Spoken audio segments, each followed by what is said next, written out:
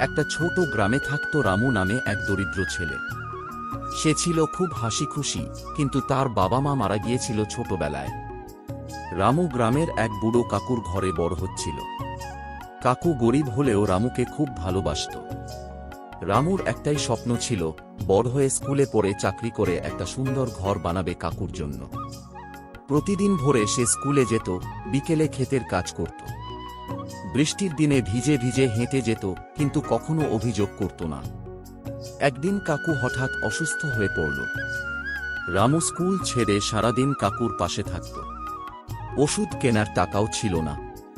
সে নিজের প্রিয় বইগুলো বিক্রি করে ওষুধ কিনল। কিন্তু ভাগ্য খারাপ।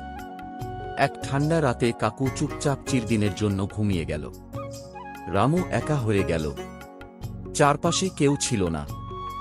সে আকাশের দিকে তাকিয়ে বলল, আমি প্রতিদিন পড়ব, বড় হব, আর কাকুর মতো কাউকে কষ্ট পেতে দেব না।